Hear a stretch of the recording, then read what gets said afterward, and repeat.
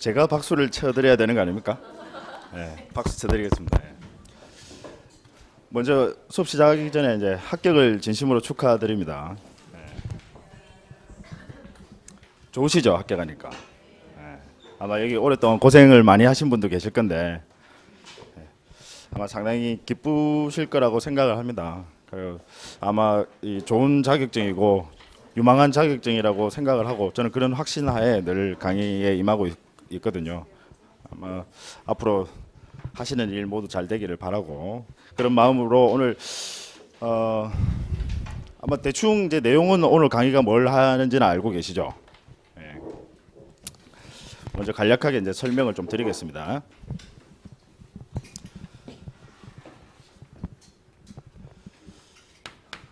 자, 혹시 지금 아직 다 안 받으셨죠? 네. 혹시 안 받으신 분 아직 안 받으셨어요? 네. 알겠습니다. 처음 바로는 지금 필요 없을 거예요. 네.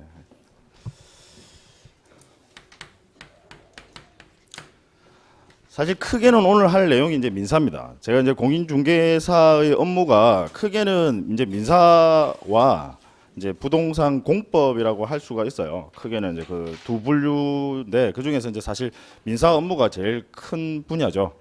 민사의 일단 기본은 다들 아시겠지만 민법입니다. 민법이고 그다음에 이제 우리 민사특별법에서 나왔던 내용들 쭉 기억나세요?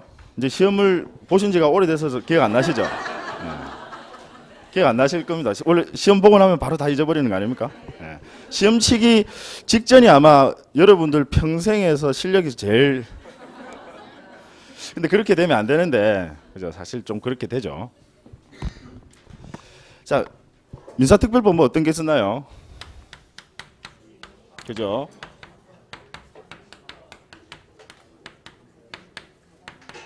뭐 가담법이 있습니다. 그죠? 가담법이 있는데 일단 사실 우리 법률 실무에 있어서 여러분들 하시는 중개 실무에 있어서 가장 중요한 법이라고 하는 게 일단 민법, 주임법, 상임법입니다. 특히 뭐 민법은 뭐 아무리 강조해도 지나치지 않을 정도로 중요하고 사실 공인중개사 업무의 제일 기본 핵심은 상담이라고 생각을 해요. 일단 상담이 돼야 돼요. 근데 의뢰인이 찾아와가지고 요즘 아마 찾아오시는 의뢰인분들은 상당히 질문 수준이 너무 높아요. 아마 경험을 해보신 분들도 있겠고 뭐 안 해보신 분들도 있겠지만 지금 찾아오시는 아마 그 우리 의뢰인들이 질문 내용이 상당히 수준이 높아서 중개사가 그걸 못 따라가면 그분들은 금방 눈치를 챕니다. 그래서 일단 기본적으로 이 민사에 관련한 큰 테두리는 좀 알고 계셔야 되고 그 다음에 법률 용어 또 상당히 중요해요. 법률 용어를 좀 정확하게 구사하실 수 있어야 신뢰를 줄 수가 있거든요.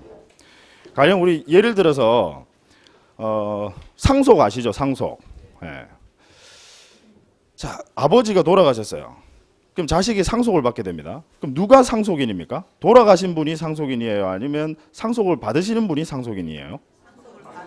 네, 받는 사람이 상속인입니다. 근데 가끔씩 의뢰인분들 찾아오시면 피상속인, 상속인이라는 용어 자체를 많이들 헷갈려 하세요. 근데 그게 일반인 분들입니다. 우리는 이제 그런 용어를 좀 정확하게 이제 구사를 하실 수가 있어야 되겠고 특히 이제 계약서 작성에 있어서 법률 용어를 좀 잘못 구사하면 계약서 내용이 좀 엉망이 되는 경우가 있거든요. 그래서 특히 이제 법률 용어는 좀 더 정확하게 구사를 하는 게 이제 필요하고 그래서 많은 좀 법률 용어를 좀 아실 필요가 있습니다.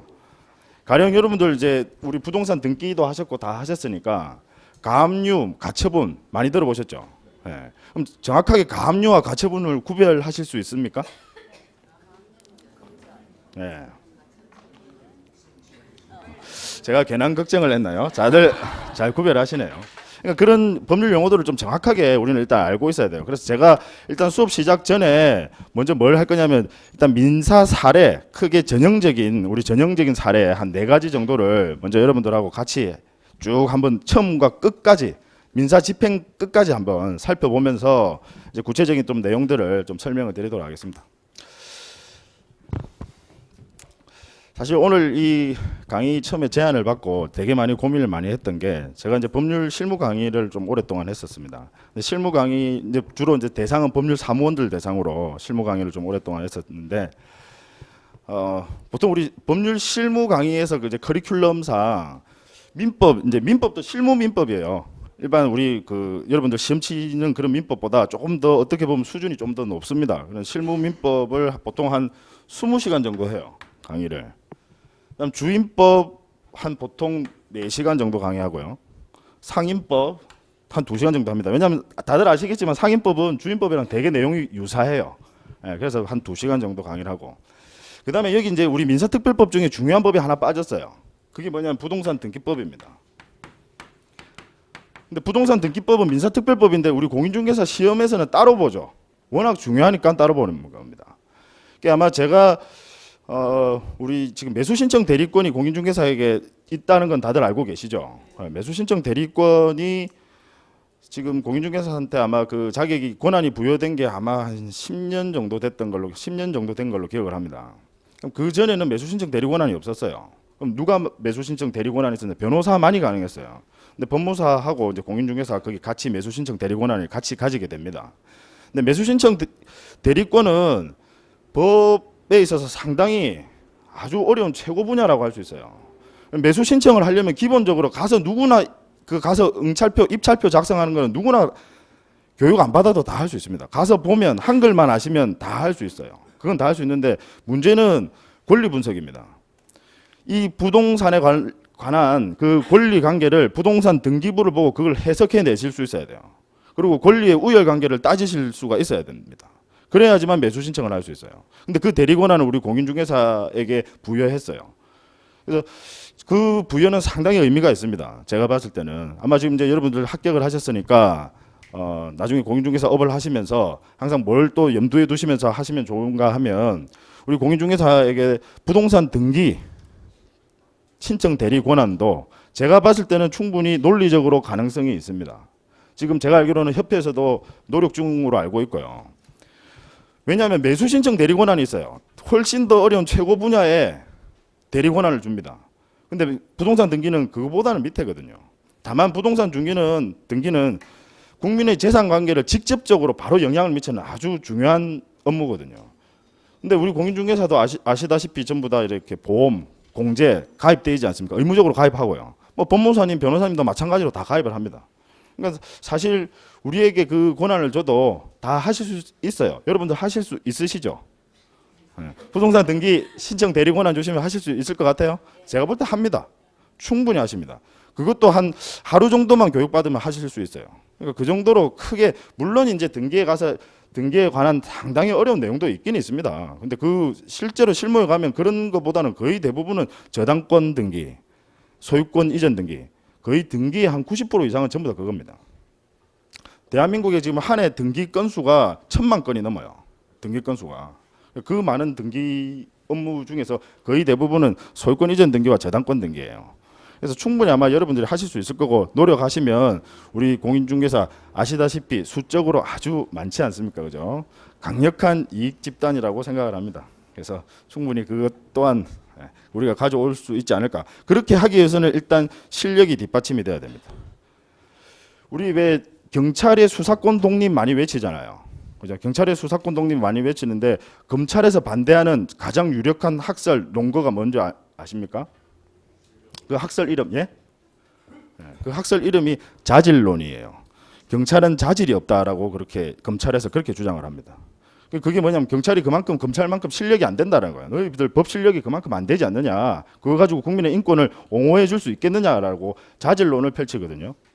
근데 우리가 그 권한을 가져오기 위해서는 우리 스스로 많은 능력, 역량을 키워야 됩니다. 그러기 위해서는 꾸준한 또 노력이 필요하고요. 저도 부동산 쪽에 일을 오랫동안 해왔었고 제가 알고 계시는 공인중개사분 중에서 상당히 유능하고 돈을 많이 버시는 그죠? 돈을 많이 버시는 분들은 100이면 100 전부 다 실력이 있으신 분들이에요. 실력이 없으신 분들은 절대로 그 경지에 오르지를 못하는 것 같습니다. 그래서 꾸준한 노력이 합격했다고 끝이 아닙니다. 그죠? 더 열심히 공부하셔가지고 정말 번창하시길 바랍니다. 자, 그래 부동산 등기법을 제가 이 부동산 등기법 우리 공시법이라고 해서 따로 시험 과목에 포함시키지 않습니까? 이 부동산 등기법을 실무 강의를 보통 한 20시간에서 24시간 정도예요. 벌써 이것만 해도요. 그죠? 일단 저거 강제집행 제외하고 우리 강제 매수 신청 있잖아요. 매수 신청 민사집행입니다. 매수 신청을 민사집행이라고 그래요. 민사집행. 우리 하는 매수 신청 있잖아요. 매수 신청 데리거나 예, 그걸 민사집행이라는데 요 민사집행도 한 이 정도 합니다. 그럼 실무 교육 하는데 그 전문적으로 하시는 분들 대상으로 하는 실무 교육 시간이 이 정도예요. 근데 이걸 4시간 만에 우리는 해야 되거든요. 예. 아마 이제 일단 기본 전제는 여러분들은 시험을 합격을 하셨으니까 어느 정도 배경 지식은 다들 있을 것이라고 생각을 하고, 그죠? 그리고 이제 4시간 동안에 최대한 압축을 해서 여러분들한테 좋은 정보와 좋은 지식을 전달하도록 하겠습니다.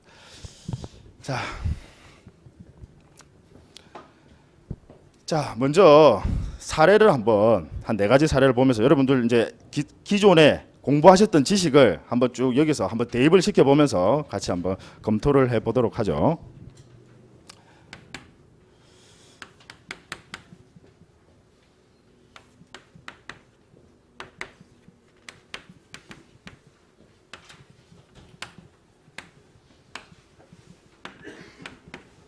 자, 갑이 을에게 1천만 원의 돈을 빌려줬어요. 돈을 빌려주는 계약을 우리 뭐라고 하죠? 네.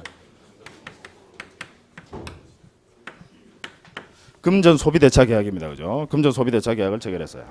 갑과 을이. 갑이 돈 빌려준 사람이에요. 채권자. 네. 을은 채무자입니다. 근데 을을 소유의 X 부동산이 있어요. 자, 을이 변제기가 되도록 돈을 변제를 하지 않아요. 돈을 지급하지 않습니다. 자, 여러분이 갑이다. 어떻게 하면 되겠습니까? 자, 의뢰인이 찾아왔어요. 그런 이야기를 합니다. 어떻게 하면 되겠습니까? 먼저 네.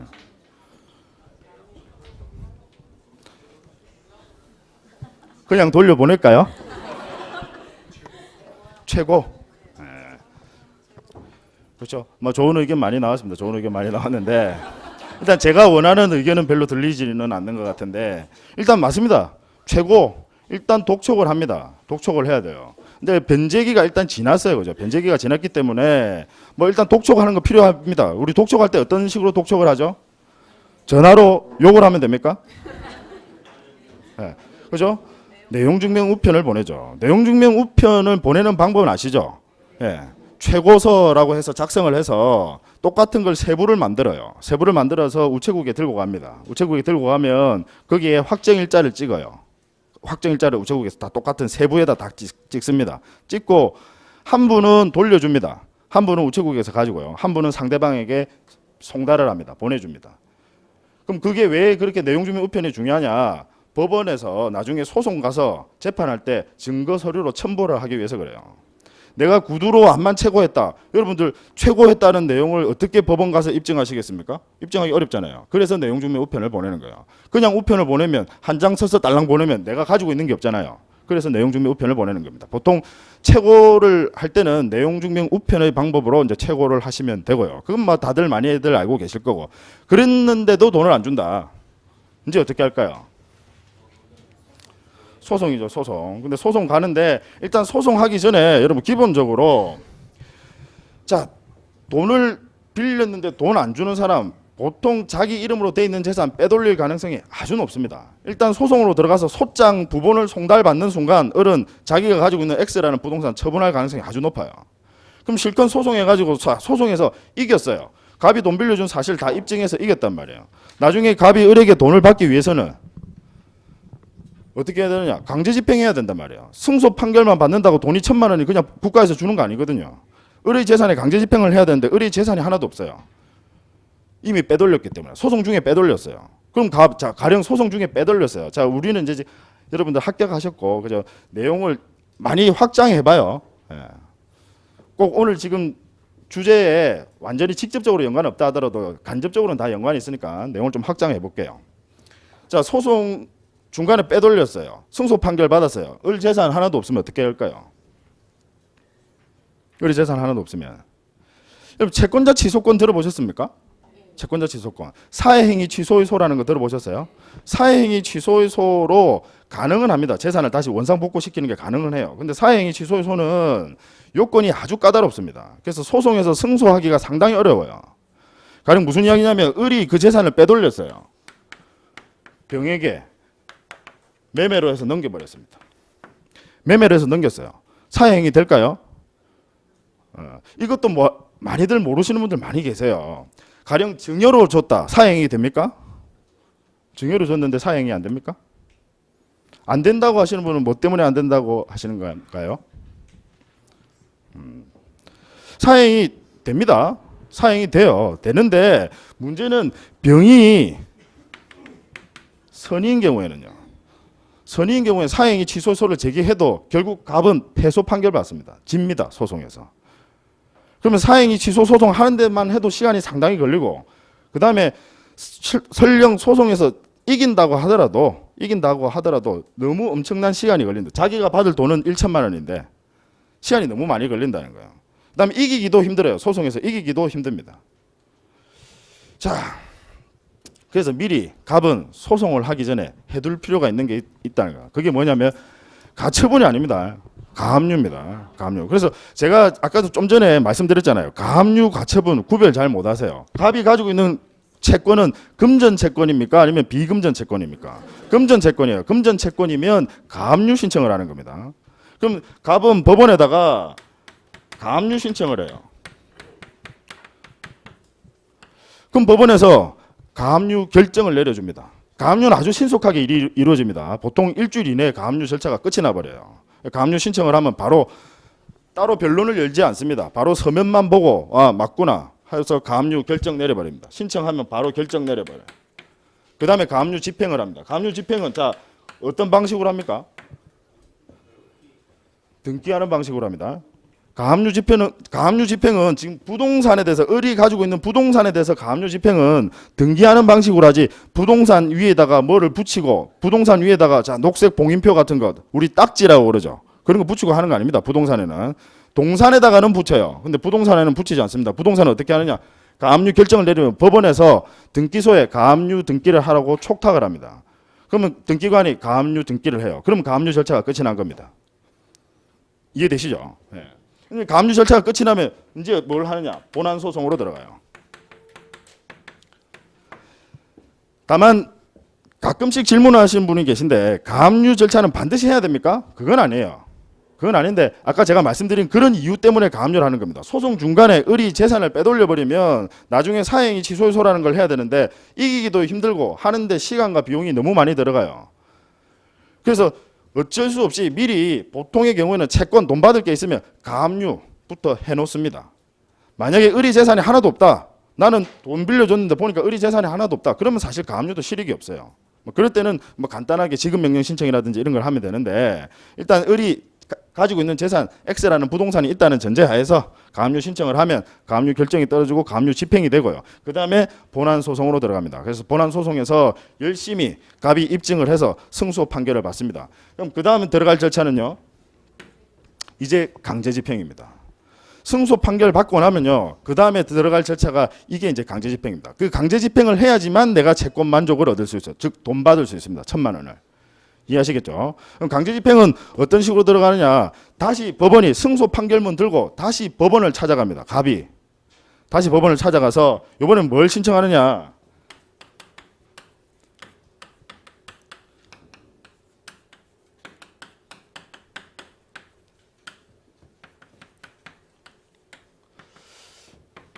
이거 공시법 할 때 들어보셨죠? 강제경매 개시 결정. 강제경매 개시 결정 신청을 다시 법원에 가서 합니다. 그죠? 승소 판결 받고 이런 절차는 여러분들 좀 알고 계셔야 됩니다. 업무를 하시는데 상담을 하실 때 이런 절차를 좀 알고 계셔야지 아주 도움이 많이 돼요. 그래서 강제경매 개시 결정 신청을 하면 법원에서 다시 강제경매 개시 결정을 내려줍니다. 다시 결정을 내리고요. 그 다음 뭐 하죠? 바로 경매를 합니까? 이제 강제경매 개시 결정 등기를 합니다. 그 등기가 어떻게 보면 이제 집행이죠. 그걸 우리 이 절차를 압류 절차라고 합니다. 압류 절차. 이게 압류예요.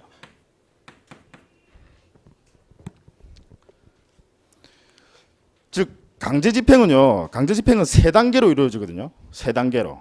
그럼 제일 처음 절차가 뭐냐? 강제 집행은 제일 처음 절차가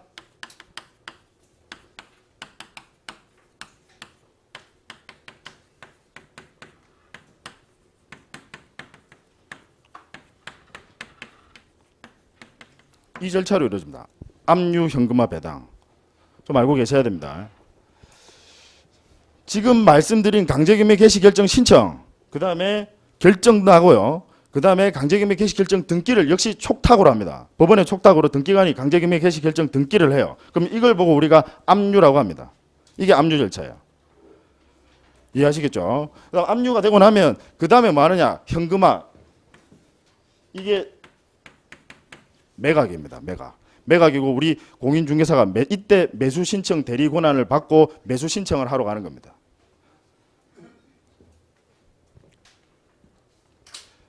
자, 그래서 이제 제일 높은 가격을 써낸 사람이 낙찰을 받게 되겠죠. 그럼 낙찰 대금이 나오잖아요. 그 낙찰 대금을 가지고 이제 배당을 합니다. 그 대금을 가지고 배당을 해요. 채권자들이 나눠 가지는 겁니다. 그럼 채권자들이 나눠 가질 때 어떤 순위로 나눠 가지느냐? 채권의 우열 관계에 따라서 먼저 가져가는 사람이 있고 또 안분해서 가져가는 사람이 있고 이제 그렇게 되는 거예요. 그걸 이제 오늘 나중에 마지막 시간에 이제 그걸 배울 겁니다. 먼저 일단 크게는 압류와 현금화 배당 절차로 일단 들어간다라는 거 일단 그 점을 먼저 좀 알고 계셔야 되고요. 자, 그래서 보통 근데 이 경우에 갑이 1,000만 원 채권 받을 거 있잖아요. 근데 갑은 우선권이 있습니까? 즉 우리 말하는 우선 변제권이 있어요? 먼저 돈 받을 수 있는 권리 있습니까? 갑은 제가 이 질문을 드리는 이유가 많은 분들이 헷갈려 하시는데 갑이 가압류를 했잖아요. 가압류를 하면 가압류 채권자는 우선 변제권이 있다라고 생각을 하시는 분이 간혹 계십니다. 간혹 계시는데 그렇지 않습니다. 가압류를 했다 하더라도 가압류 채권자는 우선 변제권이 없어요. 일반 채권자로서 배당을 받습니다. 그래서 순위가 제일 뒤로 밀려버려요. 그럼 사실상 가압류를 했다 하더라도 돈을 받기는 상당히 어려워집니다. 실컷 고생을 해놓고 돈을 받기가 상당히 어려워져요. 그래서 돈을 빌려줄 때는 은행에서 돈 빌려줄 때 기를 쓰고 뭘 하려고 합니까? 저당권 설정이잖아요. 그죠? 저당권 설정. 그래서 이 두 가지 사례를 좀 비교를 해볼게요.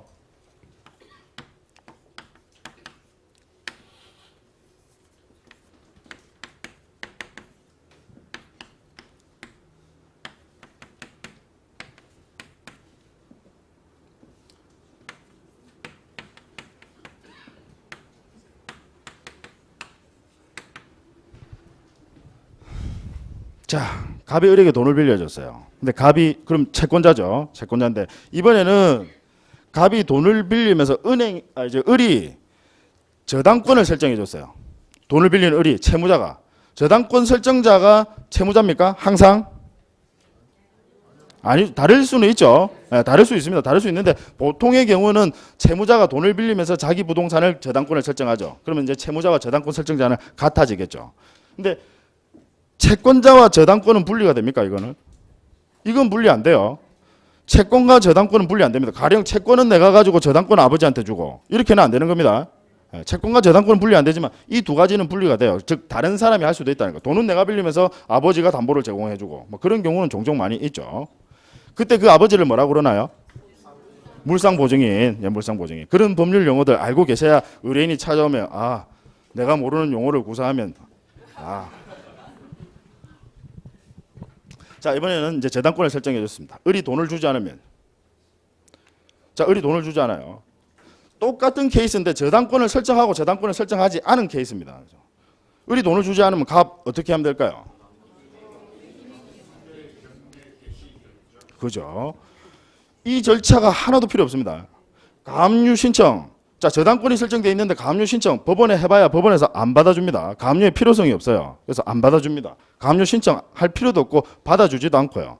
그 다음에 본안 소송 하실 필요 없습니다. 굳이 비용을 낭비해가면서 시간을 낭비해가면서 본안 소송 하실 필요 없이 바로 뭘 하느냐? 바로 강제집행 들어가는 거예요. 강제집행 들어가는데 앞에는 강제경매 개시 결정 신청이었잖아요. 이번에는 그죠? 임의경매 개시 결정 신청입니다.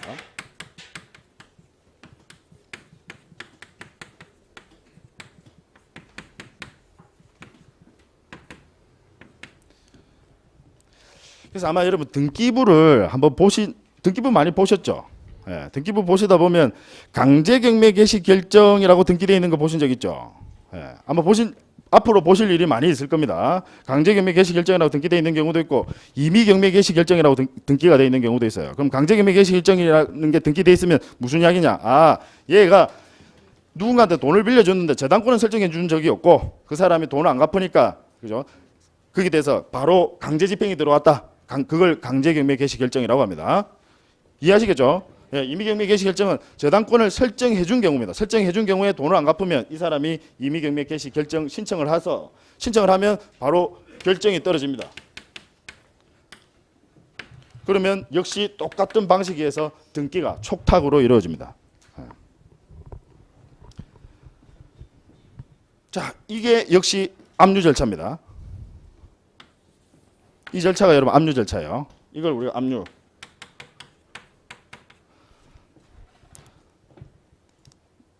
나머지 방식은 똑같습니다. 현금화, 즉 매각 절차로 들어갑니다. 매각 절차로 들어가면 이제 제일 높은 가격을 써낸 사람이 나중에 이제 그 매각 절차에 관해서는 또 나중에 좀 설명을 드릴 겁니다. 그럼 제일 높은 가격을 써낸 사람이 낙찰이 돼요. 그럼 그 사람의 그 대금을 가지고 역시 배당 절차로 들어갑니다.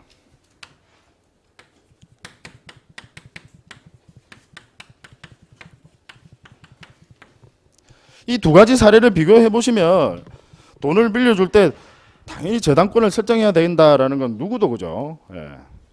가령 설령 그 저당권이 2순위라 하더라도 3순위라 하더라도 저당권을 설정받으면요 바로 돈 안 갚으면 바로 이렇게 강제 집행이 바로 들어갈 수 있습니다. 근데 저당권을 설정하지 않으면 가압류부터 해서 엄청나게 절차가 어렵고 긴 시간이 필요합니다. 그래서 이런 점에서 뭐 아마 돈을 빌려줄 때 저당권을 꼭 설정해야 된다라는 뭐 그런 정도 상식이죠. 근데 저도 잘 알고 있으면서도 잘 안 되죠. 저는 개인적으로 제 기준은 뭐 1,000만 원까지는 뭐 그냥 그냥 제 개인적으로 그렇게 생각하는 거예요. 뭐 그렇다고 저한테 또 1,000만 원을 빌리겠다고 그렇게 하시면 마시죠. 자, 일단 이 두 가지 사례를 먼저 한번 보셨고요. 이제 그 다 받으셨죠? 안 받으신 분 계십니까? 아직도 안 받으셨어요. 네. 그럼 일단 같이 한번 안 받으신 분은 일단 옆에 계신 분이랑 같이 좀 보십시오.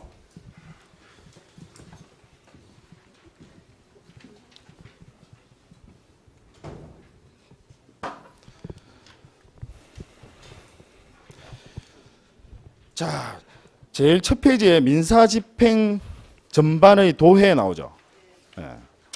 물론 그 제일 앞에 페이지는 제 사진이 나옵니다. 사진 나오고 그다음 첫 페이지에 민사집행 전반의 도해.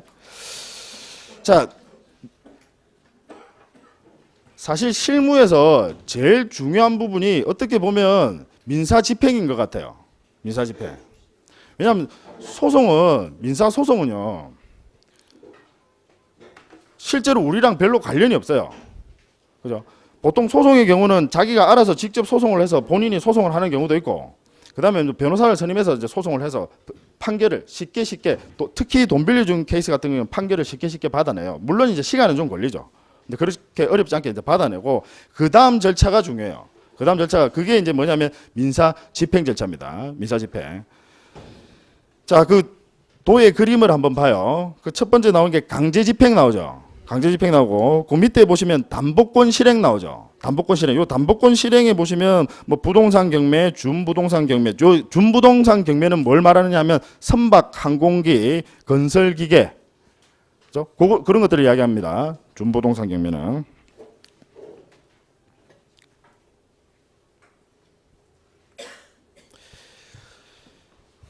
자, 그래서 담보권 실행 경매는 뭐냐면 저당권이 있는 경우입니다. 이해하시겠죠? 담보권 실행 경매는 저당권이 있는 경우, 그다음 위에 있는 강제 집행은요. 저당권이 없는 일반 채권자가 채무자의 재산에 대해서 강제 집행 들어갈 때 그걸 이야기하는 겁니다. 그럼 일반 채권자가 강제 집행 들어갈 때 다시 두 가지로 나눕니다. 하나는 금전 집행이고 하나는 비금전 집행이고요. 자, 금전 집행은 뭐냐? 돈 받을 게 있는 채권자다 이 말이에요. 돈 받을 게 있는 채권자가 채무자의 재산에 대해서 강제 집행 들어가는 거, 그걸 금전 집행이라고 하고요. 이번에는 돈 받을 게 있는 채권자가 아니라 다른 채권을 가지고 있어요. 가령 예를 들어서 예를 한번 들어볼게요. 세 번째 사례인데요.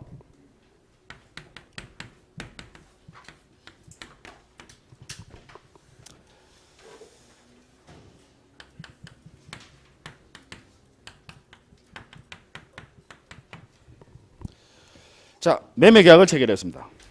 갑이 X 부동산을 소유하고 있어요. 마찬가지로 이번에도 갑이 을이 대금을 지급했는데도 불구하고 갑이 소유권 이전 등기를 넘겨주지 않습니다. 자, 을 어떻게 해야 됩니까? 그리고 그때 처분금지 가처분 신청을 하시면 돼요. 왜 처분금지 가처분 신청을 하느냐? 만약에 을이 바로 소유권 이전 등기 소송을 제기하면요. 을이 만약에 바로 법원에 가서 바로 소유권 이전 등기 소송 제기하면 그 사이에 갑이 다른 사람한테 팔아버려요. 을 승소 판결 받은들 아무 소용이 없습니다. 강제 집행을 할 수가 없어요. 이게 우리 말하는 지금 밑에 보시는 비금전 집행이거든요. 을이 가지고 있는 채권은 을이 갑에 대해서 가지고 있는 채권은 무슨 채권입니까? 소유권을 넘겨달라고 하는 소유권 이전 채권입니다. 등기 청구권입니다. 소유권을 넘겨달라고 하는 채권. 금전 채권입니까? 비금전 채권입니까? 비금전 채권이에요. 그죠? 비금전 채권은 자 법원에 가서 가압류를 신청합니까? 가처분을 신청합니까? 이때는 가처분 신청하는 거예요. 이때는 법원에 가서 얘는 가처분 신청하면 돼요. 그럼 마찬가지로 가처분 결정이 떨어지고 가처분 집행을 하게 됩니다. 가처분 집행은 어떤 방식으로 하느냐? 역시 등기를 하는 방식으로 해요. 촉탁 등기를 하죠. 가처분 등기. 그럼 촉탁을 하고 그러면 이제 가처분 절차가 끝이 났어요. 그럼 그 다음 하는 절차가 뭐냐? 본안 소송입니다. 즉 소유권 이전 등기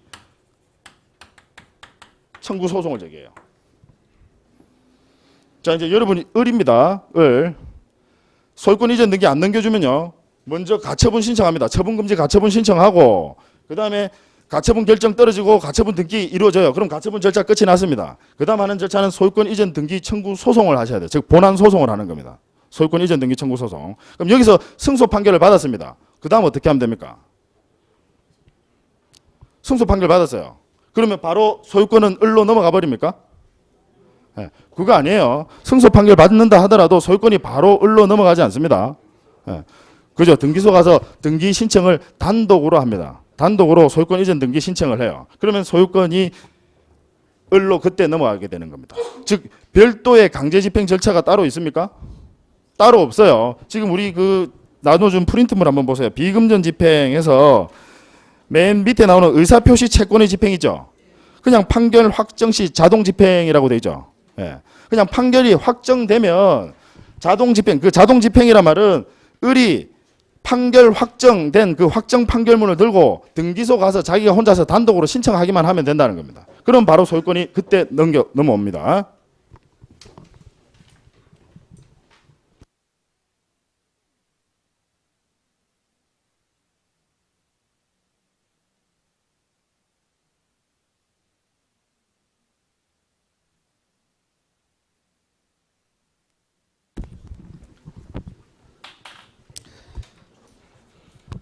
이제 다 받으셨어요?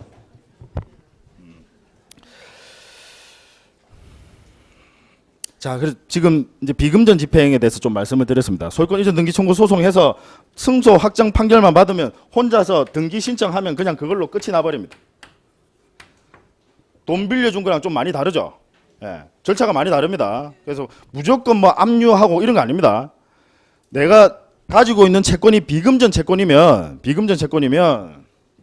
그냥 이 경우에는 바로 승소 판결만 받으면 바로 등기소 가면 돼요. 이거 외에 또 다른 것들도 있어요. 비금전 채권이에요. 가령 자, 내 땅이 있어요. 누군가가 거기다 불법으로 아무 권한 없이 건물을 지었어요. 그럼 이제 어떻게 해야 됩니까? 그죠? 철거 소송해야 돼요. 철거 소송하고 철거 소송해요. 그럼 철거 소송에서 승소 판결 받았습니다. 그럼 승소 판결문 들고 이제 어디 가면 되겠습니까? 그죠? 다시 법원에 가요. 예. 모르면 법원에 가면 되죠. 자, 법원에 다시 갑니다. 법원에 가서 이번에는 뭐 신청합니까? 그죠? 철거 집행을 신청하는데 그걸 우리가 뭐라고 하냐? 대체 집행이라고 그래요. 쭉 이 두 번째 보세요. 비금전 집행에 자기 부재하기 채권의 집행이죠. 그 옆에 보시면 대체 집행이죠. 그 대체 집행이 대표적으로 건물 철거 집행입니다. 대체 집행이란 말은 누가 해도 할 수 있다라는 거예요. 건물 철거는 아무나 꼭 채무자가 하지 않고 누가 다른 사람이 대체해서 할 수도 있다는 겁니다. 그래서 그걸 대체 집행이라고 합니다. 즉 비금전 채권은 이렇게 강제 집행 방법이 어떻게 보면 절차는 상당히 간단합니다. 이해하시겠죠? 근데 금전 집행은 여러 가지 절차들이 필요해요. 압류를 하고 현금화를 하고 배당을 하는 그런 여러 가지 절차가 필요하고 대부분의 채권들은 다 소송이나 이런 게 문제되는 게 전부 다 금전 채권이죠. 그래서 금전채권을 아주 중요하게 다루고 있는 겁니다. 자, 그래서 금전채권 그 금전집행 위에 보시면 옆에 보시면 재산 명시 절차 나오죠. 맨 윗부분에 재산 명시 절차 나오죠. 자, 요 내용 잠깐 또 설명을 드릴게요.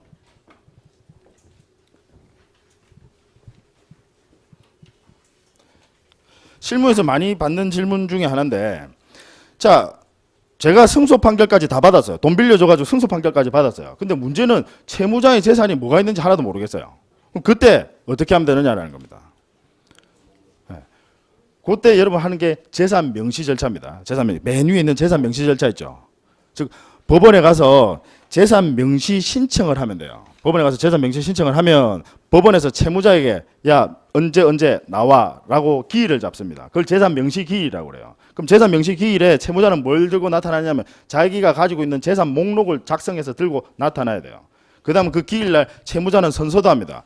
가령 거짓된 목록을 작성 제출하면 형사처벌도 받습니다. 그래서 상당히 채무자를 압박하는 수단이에요. 그게 재산 명시 절차입니다. 그럼 재산 명시 절차는 어느 때 유용하냐면 채무자의 재산을 내가 한만 검토해봐도 채무자의 재산이 어디 있는지 모르겠더라. 그때는 재산 명시 신청을 하면 된다라는 거 여러분 그 점 좀 알고 계십시오. 그게 이제 재산 명시 절차고요. 밑에 그 다음 나오는 뭐 채무 불이행자 명부 절차 이건 뭐 등재 절차는요. 이거는 쉽게 이야기하면 그냥 블랙리스트입니다. 이건 큰 의미는 없어요. 다만 채무자를 압박하는 수단은 돼요. 왜냐하면 이 채무 불이행자 명부에 올라가 버리면 나중에 채무자는 경제 활동을 하는데 상당히 제약을 받게 됩니다. 그래서 어쨌든 채무자를 압박하는 수단으로는 뭐 유용하지만 돈을 직접적으로 받아내는 데 있어서는 크게 도움은 되지 않는다라는 거고요. 그래서 실무에서 그렇게 많지는 않습니다. 채무 불이행자 명부 등재 절차는요.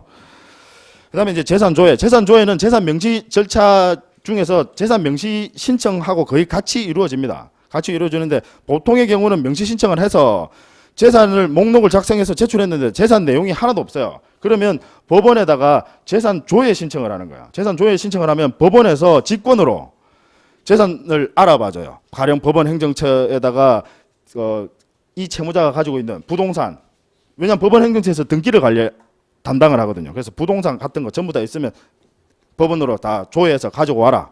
그 다음에 각 금융권에다가 채무자가 가지고 있는 계좌 있으면 전부 다 조회해가지고 가져와라 라고 해서 법원에서 직권으로 처리를 하는 절차거든요. 그게 재산 조회 절차고 역시 재산 명시 절차와 함께 상당히 유용하게 금전을 지급받을 수 있는 방법으로 쓰이고 있습니다. 그 다음에 이제 부동산 집행, 준부동산 집행, 유체동산 집행에서 나오죠. 자, 부동산 집행은 뭐냐면 금전 집행 중에서 그 객체가 즉 채무자의 부동산에 대해서 강제 집행을 하는 걸 부동산 집행이라고 그러고요. 용어 정도는 좀 기억해 두세요. 부동산 집행은 채무자의 부동산에 대해서 강제 집행하는 것을 부동산 집행. 그다음에 준부동산 집행은 채무자의 재산이 준부동산. 아까 말한 준부동산은 뭐 있었죠? 선박, 항공기, 그죠? 자동차, 건설기계, 그게 이제 준부동산에 해당됩니다. 이제 부동산과 유사하게 큰 가치가 나가는 재산이다라는 의미입니다. 강제집행 방법도 유사하게 이루어지고요. 그 다음에 이제 유체동산 집행. 유체동산 집행이 우리가 이제 제일 잘 알고 있는 영화에서 보면, 그죠? 딱지 붙인다고 하는 거 있죠. 그 딱지를 법률 용어로는 봉인표라고 합니다. 봉인표. 뭐 그 정도도 여러분 좀 기억해 두세요. 이제 우리는 어디 나가서 이제 딱지 붙인다 하지 마시고 그냥 봉인표. 아마 여러분 그 봉인표 색깔은 뭔지 아세요? 빨간색. 녹색 보신 적 있어요? 두 가지 색깔 있죠. 하나는 녹색이고 하나는 빨간 거. 녹색이 뭐냐면 가압류입니다. 녹색이 가압류고 적색이 압류예요. 그럼 만약에 내가 승소 판결을 받았어요. 그러면 딱지 붙일 때 무슨 색깔 붙이나요? 빨간색. 이해하시겠죠? 승소 판결 받으면 이제 적색 봉인표를 붙입니다. 그 다음에 아직까지 승소 판결을 안 받았어요. 임시로 채무자의 재산을 붙잡아 놓으려고 합니다. 그때는요 녹색 봉인표예요. 어떨 때는 녹색, 어떨 때는 적색. 아마 그게 구별이 안 되실 수 있는데 이제 알아두세요. 녹색, 적색.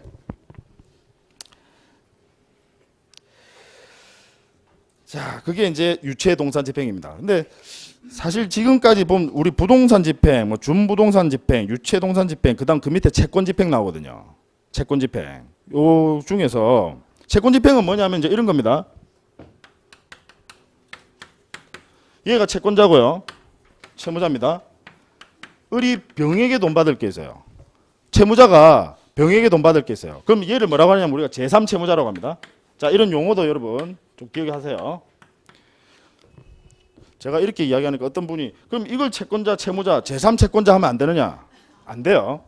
그렇게 용어를 안 쓰니까요. 어떻게 보면 법률적인 약속이에요. 뭐 법에서 반드시 그렇게 쓰라고 돼 있지는 않지만 세 명의 당사자가 나오면 채권자를 기준으로 채권자, 채무자, 제3채무자라고 표현합니다. 그래서 여러분들이 가령 계약서나 뭔가 쓰실 일이 있을 때 그 문구를 쓰실 때 조심해서 제3채권자 이런 표현 쓰지 않으니까요. 채권자, 채무자, 제3채무자라는 요 용어도 좀 기억을 해두시기 바랍니다. 자, 을이 병한테 돈 받을 게 있어요. 주로 무슨 채권일까요? 주로 그죠, 금전채권. 돈 받을 게 있다고 했으니까 금전채권이고 그 중에 종류가 주로 보면 실무에서 보면요, 임금채권입니다. 임금채권. 그 다음에 예금채권. 그 다음에 전세금 반환채권 이런 거예요. 뭔지 아시겠죠? 그 다음 보증금 반환채권. 이런 채권들의 강제집행 들어가는 거예요. 그걸 채권집행이라고 합니다. 이해하시겠죠? 부동산 집행은 채무자의 부동산에 대해서 강제집행 들어가면 부동산 집행. 그 다음에 유체동산 집행은 채무자의 유체동산에 대해서, 즉 살림살이 이런 거 있지 않습니까? 그런 것 강제집행 들어가면 유체동산 집행. 그 다음에 채무자의 채권에 대해서 강제집행 들어가면 채권집행이라고 합니다. 그럼 비율은 뭐가 제일 많을까요? 실무에서 여러분 비율은요? 채권집행이 압도적으로 많습니다. 부동산 집행이 많을 것 같죠? 근데 채권 집행이 비율이 압도적으로 많아요. 왜냐? 채무자는 부동산을 안 가지고 있는 채무자는 많지만 어떻게든 채권은 어떤 식으로든 하다못해 일을 하긴 하잖아요. 임금 채권이라도 가지고 있습니다. 그래서 실무에서는 채권 집행이 숫자적으로 봤을 때는 압도적으로 많습니다. 근데 기본이 되고 중요한 건 이제 부동산 집행이고요. 자, 제가 이제 뭘 질문을 드리려고 했느냐면요. 그럼 지금 부동산 집행, 유체동산 집행, 채권 집행 중에서 채무자를 가장 압박할 수 있는, 가령 여러분이 이제 채권자예요. 그러면 채무자에 대해서 강제 집행을 할 때 채무자가 가령 부동산도 있어요. 유체동산도 있어요. 그다음 채권도 있어요. 채무자가. 그러면 그 중에서 내가 선택을 하는 겁니다. 다 해도 돼요. 다 해도 되고 그 중에서 선택을 하신다면 뭘 선택하면 채무자를 가장 골탕 먹일 수 있을까요? 채권일 것 같습니까? 유체동산입니다. 여러분이 채무자라고 생각해 보세요. 유체동산, 우리 집에 적색 봉인표가 붙어서 TV도 못 봐요. TV 보는데 달랑달랑거리고 그거 떼면 안 됩니다. 떼면 형사처벌 받아요. 떼면 안 돼요. 얼마나 스트레스 받겠습니까? 더군다나 자식이 있어요. 얼마나 스트레스 받겠습니까? 그래서 강제 집행할 때 일단 비용이 제일 많이 들어가는 게 유체동산 집행입니다. 비용이 압도적으로 많이 들어가요. 왜냐하면 채무자를 가장 힘들게 만들 수 있으니까 법원에서도 일단, 그죠? 우리 법의 취지가 그거예요. 일단 비용 많이 예납해놔라는 거예요. 비용이 좀 많이 들어갑니다. 자, 그래서 이제 일단 금전 집행, 일단 부동산 집행, 그다음 준부동산 집행, 유체동산 집행, 채권 집행 있더라라는 거 정도 알고 계시고요. 준부동산 집행은 아까 선박, 항공기, 건설기계, 자동차를 말씀드렸고, 요 네 가지는 부동산이랑 유사하게 절차가 들어간다는 거 알고 계세요. 왜 그렇겠습니까? 선박, 항공기, 건설기계, 자동차가 왜 부동산이랑 유사하게 강제 집행을 할까요? 얘들을 동산입니까? 부동산입니까? 여러분? 동산이에요. 움직이잖아요. 동산인데도 부동산이랑 유사하게 강제 집행을 들어가는 이유는 이 네 가지는 등기 내지는 등록이라는 절차가 있습니다. 그죠? 아시다시피 선박은 일정 규모 이상이면 등기를 해요. 항공기, 건설기계, 자동차는 등기를 하지 않고 등록을 합니다. 얘들은 등록을 해서. 그래서 등기나 등록을 하기 때문에 부동산이랑 아주 유사합니다. 그죠? 움직이긴 하지만. 그래서 구체적으로 세부적으로 들어가면 절차가 조금 차이가 나요. 차이가 나지만 큰 틀은 거의 같습니다. 그 정도만 여러분들 알고 계시면 되겠고요. 그다음에 이제 유체동산 집행은 이제 가서 봉인표, 이제 딱지라는 표현을 쓰지 마세요. 그죠? 봉인표 붙이더라라는 거. 그다음 채권 집행은 어떤 방식으로 하느냐면요. 이것만 하고 잠깐 쉴게요. 저도 아까 처음 들어와서 너무 덥고 막 정신없이 왔다 갔다 막 이 자료가 없어서 그래가지고 처음 들어오니까 밖에 있다가 들어오니까 엄청 덥네요. 여기는 밖에는 엄청 추운데. 자, 채권 집행 방식은요. 자, 갑이 을에게 이제 승소 판결 받았어요. 을에게 승소 판결 받았어요. 그럼 승소 판결 받으면 법원으로 갑니다. 그래서 자, 채권 집행 즉 압류 신청을 합니다. 채권 집행도 마찬가지로 금전 집행이기 때문에 항상 절차는 압류 현금화 배당입니다. 우리 금전 집행 밑에다가 하나 적어 놓을까요? 압류 현금화 배당이라고요. 금전 집행은 절차가 항상 압류 현금화 배당 절차입니다.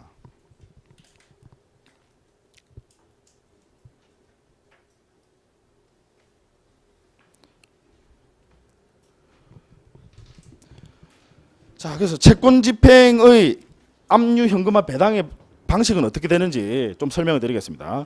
자, 갑이 승소 판결 받았어요. 이제 본안 승소 판결까지는 자, 승소 판결 받았어요. 그럼 그 다음 절차는요. 법원에 역시 찾아가야 됩니다. 법원에 가서 뭘 신청하냐면 압류 주심명령 또는 압류 전부명령입니다.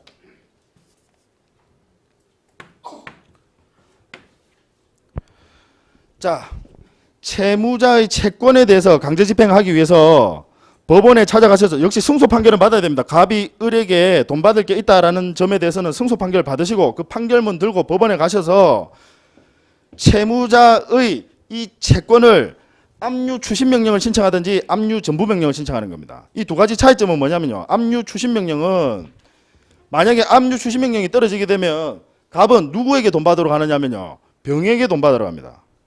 무슨 이야기인지 아시겠죠? 병에게 즉 제3채무자인 병에게 돈 받으러 가서 돈을 받습니다. 돈을 받고 난 뒤에 법원에다가 돈 받았다고 압류 신고를 해요. 가령 병이 얘한테 줄 게 1,000만 원이 있어요. 얘가 1,000만 원 가지고 있어요. 그러면 이 1,000만 원을 갑이 대신 받는다고요. 갑이 대신 받으면 그 돈을 그냥 갑이 가져가면 되느냐? 아니에요. 압류 추심 명령은. 압류 전부 명령은 어떻게 되느냐? 압류 전부 명령은 받게 되면요. 이 1,000만 원 역시 병한테 받으러 갑니다. 병한테 받으러 가서 그 1,000만 원 자기가 하면 되는 거예요. 이해하시겠습니까? 전부 명령과 추심 명령의 차이를. 추심 명령은 가서 돈은 받아와요.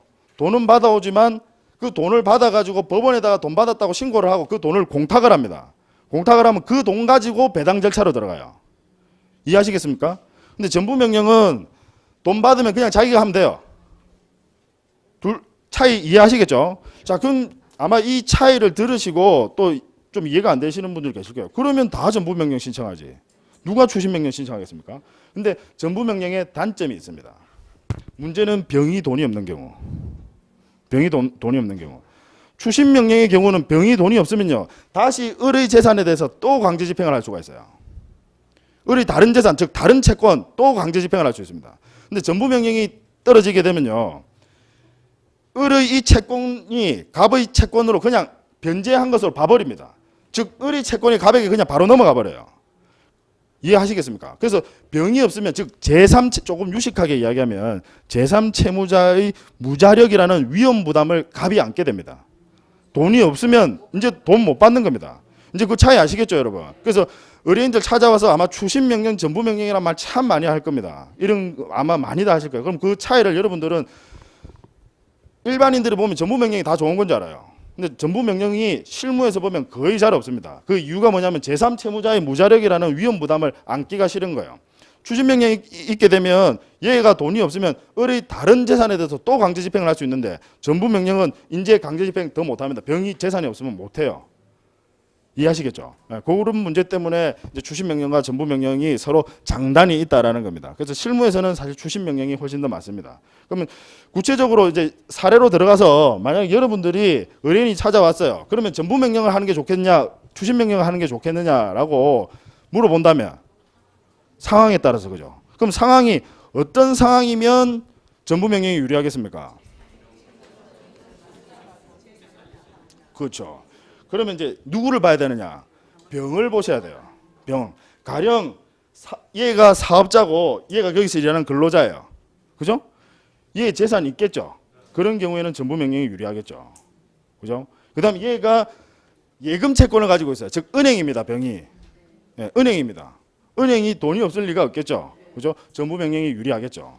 그죠?